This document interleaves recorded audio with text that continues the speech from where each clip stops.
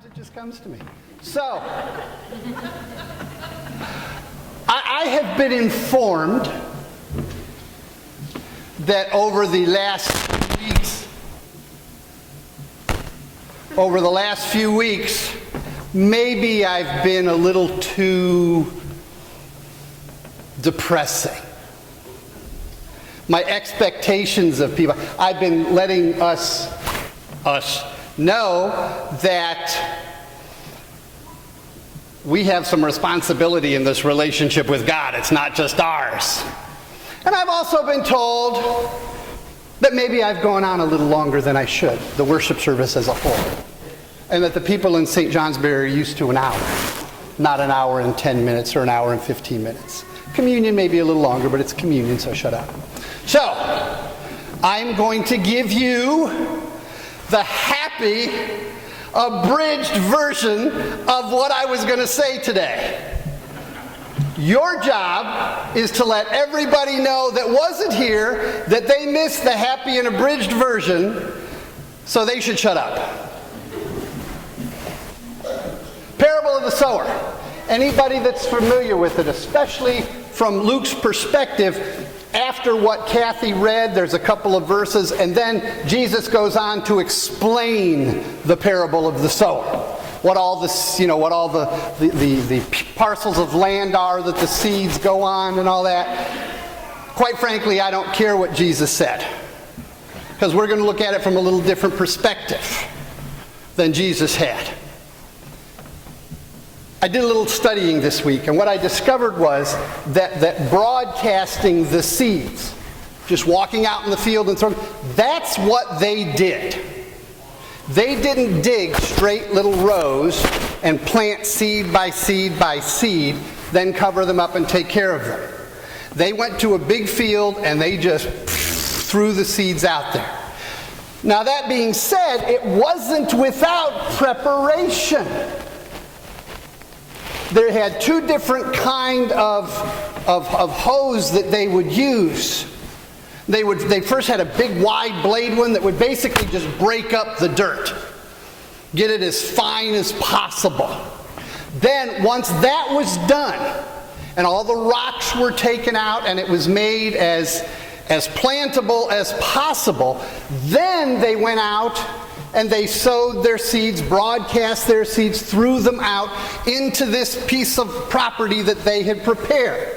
Then they took a more finely shaped hoe and went along with it to cover the seeds up. So they did not just walk out into a field and say, this looks good. Here's all the seeds that I spent, all the money that I have to bring all the food that my family's going to have to survive for the next year, and throw it up in the air and let God take care of it. There was preparation involved. But pretty much that was it. That little bit of preparation, that little bit of taking care, throwing the seeds out there, and then it was up to... Okay, this isn't a hard question. I realize daylight savings time, we've moved ahead an hour, we're all a little sleepy, but the answer to the question is God. Beth was right. Beth was also the only one that answered. But Beth's a professor, so she's in that mindset that I'll be the first one, he'll like me best. So I'm going to ask the question again, and we're all going to respond. And the answer is? God. Okay, so they would take the seed, they would prepare it, they would broadcast the seeds out there, and then it was up to? God. To make sure that it grew and it produced. They pretty much, after the initial preparation, after spreading the seed, abdicated their responsibility, knowing that God was going to take care of it. I go to meetings here at South Church. I love going to meetings at South Church. Every meeting is so invigorating and exciting. I get depressed when a meeting is canceled and I don't have a chance to come spend countless countless hours discussing the minutia of life and of church politics with people. I love that. And I'd also been doing it for 15 plus years in St. Louis. And it never fails. Never fails, at least in my experience. I don't know about yours, Tom, but in my experience, you get together with almost every committee. You say the pastoral prayer, and the first question that is asked is, how's the money? Well, that's the second question. The first question is, how do we get more people in here? There weren't many people on Sunday. How do we get more people? It's all about the membership. It's all about the numbers. It's all about producing. And as I was reading this scripture this week, it kind of came to me, that's part of the problem that we have as a church, universal, is that we look at this notion that we do things out in the community. We try to live the gospel, to present a compassionate example. And we want to see results right away. We're a result-based society. Let's face it. Almost any job that exists, somehow people want to quantify it and see what you have done. And it better increase, or in some cases, better decrease. But we want to see progress. We want to see things happening from a positive perspective of who we are, what our particular job is. So we have first night. Everybody works hard for first night. Love first night. Everybody has a good time. How many people have become members because of first night? Rhetorical question, because my guess is nobody's quantified it or seen about it. We have these beautiful, beautiful worship services with wonderful, moving music. We have these unbelievably moving and well thought out and crafted sermons that are preached. Okay, here's the problem. I mentioned the music, everybody shook their head. I mentioned the sermons, you laugh. Remember what I said about the abridged version? Forget it, get comfortable.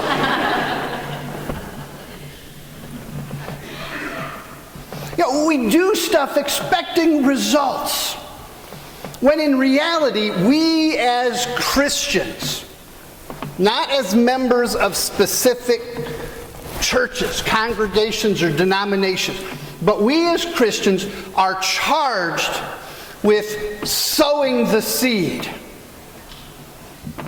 Jesus said to the disciples, "Go out into the world and make church members of all the people that you see." Right? Y'all remember that in the scriptures? Well, those of you that are shaking your head, yes, you need to read the scriptures better. Because what he said was, make disciples. Do the disciples necessarily come to the church where the seed was sown from? No. And is there a response necessarily immediately upon their receiving the seed, however it may have been planted and sown? And the answer is no. I know we have a number of educators here.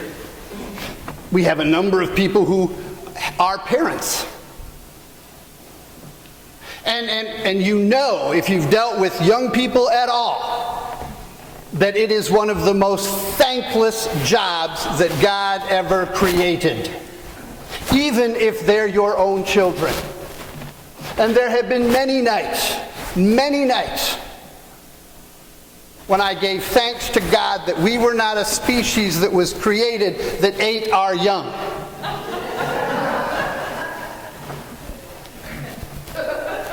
But my guess is everybody that has ever dealt with a child, either from an educational perspective, in a school, a Sunday school, a youth group leader, or just a parent, that time comes in life when it kind of clicks and the child will say something to the effect of, Dad, you really weren't such a moron after all. And we're thankful when we get that, because we know it has started to sink in. And that lesson that we taught and for years and years ago, well, the seed didn't die. It just took a while to germinate and to grow and eventually to thrive. I believe that we as the church are that way. And one of the things that we, as South Church, as the churches of St. Johnsbury, as the United Church of Christ, need to get away from is worrying about the things that we can quantify and qualify. We just need to go out into the world and spread the message. Sow the seeds of God's love and mercy and compassion. And trust that God will be with those folk that receive the seed. And that in time, in place, not necessarily ours, but in a place, that they will respond. Because we never ever know. Kathy and I were youth leaders for 30-some years. And before we left St. Louis, we were getting calls from kids that we had been with 20 years before. Thanks to Facebook, we're still hearing from those kids. And just the other week saying, hey, I had this situation in my life. I remember when we talked about this. That's the stuff that makes it all worthwhile. Now, are they doing anything for me specifically? Are they members of my church? Do they give money to my congregation?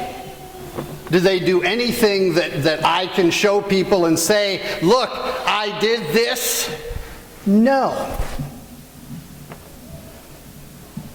But by God's grace, I had the privilege of being in their life, responding to a need that they had in a way that God led me to.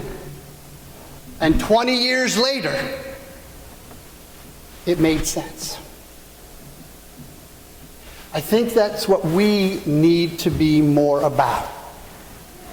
Now, I know that there are members of the finance committee and the budget committee that right now their toes hurt because they're crinkling them so tight saying, don't tell people that!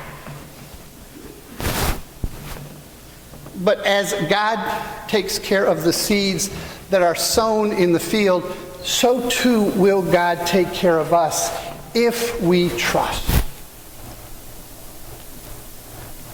There was a tremendous amount of trust that was involved in the lives of people in Jesus' time. Something that we're missing. We want to control. We want to watch over. We want to micromanage and take care of every aspect of life that we possibly can, ours and everyone else's. And there are some times when the best thing that we can do, the most faithful thing that we can do, is to throw the seeds into the air, to the fields that have been prepared by our presence, and allow God to go from there. Realizing that we're not called to be the ones that reap, that harvest.